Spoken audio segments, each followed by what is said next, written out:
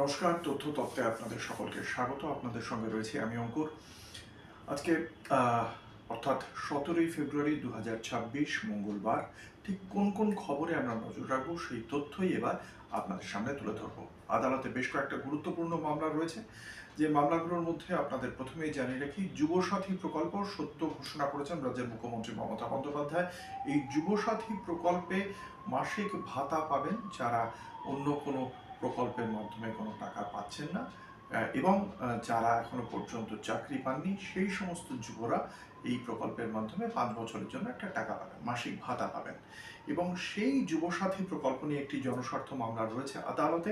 সে আদালতে আবেদনকারীর পক্ষ থেকে বলা হচ্ছে যে এই যে ভাতার রেজিস্ট্রেশন অভিযান শুরু হয়েছে বিভিন্ন জেলায় জেলায়, আপনারা দেখতে পাচ্ছেন বহু লম্বা লাইন দিয়েছেন বেকাররা এই আহ, এই যুব সাথীতে নিজেদের নাম অন্তর্ভুক্ত করার জন্য।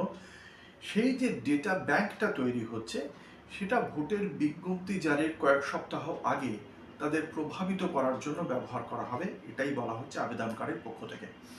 এক্ষেত্রে আবেদনকারীর আদালতের কাছে কি আবেদন, যে হাইকোর্ট যেন এই শিবিরগুলিতে রাজনৈতিক ব্র্যান্ডিং নিষিদ্ধ করে, অর্থাৎ এইটা যে শাসক দল তৃণমূল কংগ্রেস এনে দিচ্ছে সরকারি প্রকল্প, সেই বিষয়টা, সেই ব্র্যান্ডিংটা যেন নিষিদ্ধ করে।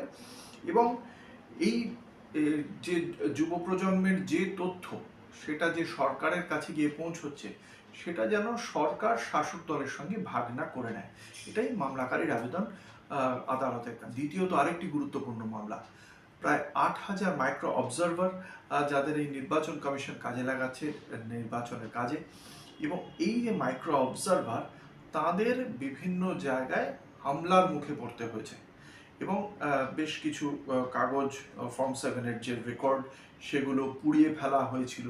এই সমস্ত মিলিয়ে এই মাইক্রো অবজারভারদের নিরাপত্তা সংক্রান্ত একটি মামলা দায়ের হয়েছে আদালতে। সেখানেই রাজ্যের কি প্রতিক্রিয়া, এখানে রাজ্যের প্রতিক্রিয়া দেওয়ার কথা ছিল যে রাজ্য এই বিষয়টিতে কি মনে করে, এদের নিরাপত্তা নিয়ে রাজ্য কি কি পদক্ষেপ করছে, রাজ্য এই বিষয়টি সম্পর্কে আদালতকে জানাবে। দেখা যাক আদালতে রাজ্য এই বিষয়ে কি জানায়। এই দুটি গুরুত্বপূর্ণ মামলা রয়েছে।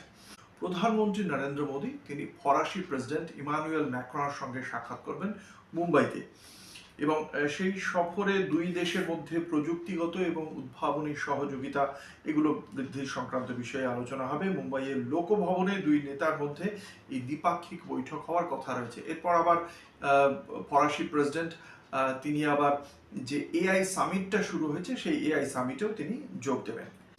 পড়শি দেশে আপনারা সকলেই জানেন সম্প্রতি বিএনপি বাংলাদেশের সাধারণ নির্বাচনে জয়ী হয়েছে, এবং সেই নির্বাচনে জয়ী হয়ে তারেক রহমান তিনি প্রধানমন্ত্রিত্বের দাবিদার এবং শপথ নিতে চলেছেন। এবং তারেক রহমানের শপথ অনুষ্ঠানে ভারতের হয়ে প্রতিনিধিত্ব করতে চলেছেন আমাদের লোকসভার অধ্যক্ষ ওম বিড়লা, এবং প্রধানমন্ত্রী নরেন্দ্র মোদীকে আমন্ত্রণ জানানো হয়েছিল, কিন্তু তার পক্ষ থেকে প্রতিনিধি হিসেবে যাচ্ছেন ওম বিড়লা, কারণ তিনি দিল্লিতে যে আন্তর্জাতিক সম্মেলন রয়েছে এআই সামিট সেটাতে তিনি ব্যস্ত থাকবেন, সে কারণে তিনি যেতে পারছেন না। অন্যদিকে তারেক রহমানের শপথ গ্রহণ অনুষ্ঠানে যাচ্ছেন না পাকিস্তানের প্রধানমন্ত্রী শাহবাজ শরীফও। খুব তাৎপর্যপূর্ণ, প্রধানমন্ত্রী নরেন্দ্র মোদী বা পাকিস্তানের প্রধানমন্ত্রী কেউই যাচ্ছেন না বিএনপির প্রধানমন্ত্রী হিসেবে তারেক রহমানের শপথ গ্রহণ অনুষ্ঠানে। পাকিস্তানের হয়ে প্রতিনিধিত্ব করবেন সেদেশের পরিকল্পনা এবং উন্নয়ন বিষয়ক মন্ত্রী এহসান ইকবাল। অন্যদিকে মালদ্বীপের প্রেসিডেন্ট মোহাম্মদ মুইসু এবং ভুটানের প্রধানমন্ত্রী শেরিন তোবগের উপস্থিত থাকার কথা। যেভাবে এখনো পর্যন্ত এই অনুষ্ঠানটি সাজানো হয়েছে বাংলাদেশের পক্ষ থেকে আমরা যেটা জানতে পারছি যে যারা এই নির্বাচনে জয়ী হয়েছেন সেই সমস্ত সদস্যদের সকাল 10টার সময় নির্বাচন কমিশনার তিনি শপথ গ্রহণ করাবেন, আর বিকেল 4টের সময় রাষ্ট্রপতি মোহাম্মদ শাহাবুদ্দিন সংসদের দক্ষিণ প্লাজায় প্রধানমন্ত্রী হিসেবে তারেক রহমান এবং তার মন্ত্রিসভার সদস্যদের একটা শপথ বাক্য পাঠ করাবেন।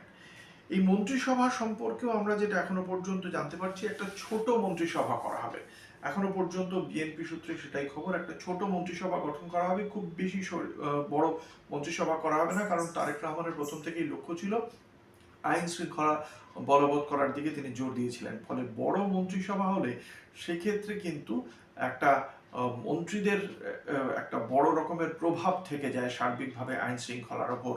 সেটা যাতে না হয় সেজন্যই প্রাথমিকভাবে ছোট মন্ত্রিসভা এবং সেক্ষেত্রে অনেকের নামে উঠে আসছে, তবে তাৎপর্যপূর্ণভাবে নিষিদ্ধ জঙ্গি সংগঠন, সেই জঙ্গি সংগঠনের সঙ্গে সংযুক্ত ছিলেন এক ব্যক্তি যিনি মোহাম্মদ ইউনুসের তিনি গুরুত্বপূর্ণ, তার যে উপদেষ্টা মহল ছিল তার সেখানে সেক্রেটারির দায়িত্ব পালন করতেন তিনি, ও হোম মিনিস্ট্রির যে উপদেষ্টা মণ্ডলী ছিল তার সচিবের দায়িত্ব পালন করেছেন তিনি।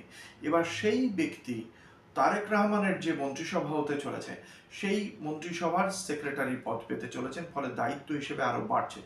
তাহলে তারেক রহমান এই ভদ্রলোককে যদি তিনি এই গুরু দায়িত্ব দেন, তাহলে কি বার্তা দিতে চাইছেন?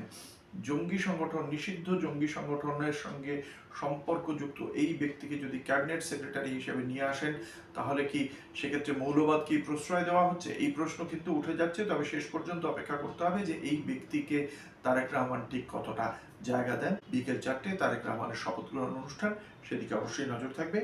এছাড়া চলছে আইসিসি টি20 টুর্নামেন্ট। টি20 টুর্নামেন্টে মুখোমুখি হচ্ছে New Zealand Canada, Ireland versus Zimbabwe এবং স্কটল্যান্ড ভার্সেস নেপাল। এই খবরগুলোর দিকে আমাদের নজর রাখতেই হবে। এখন এ পর্যন্তই।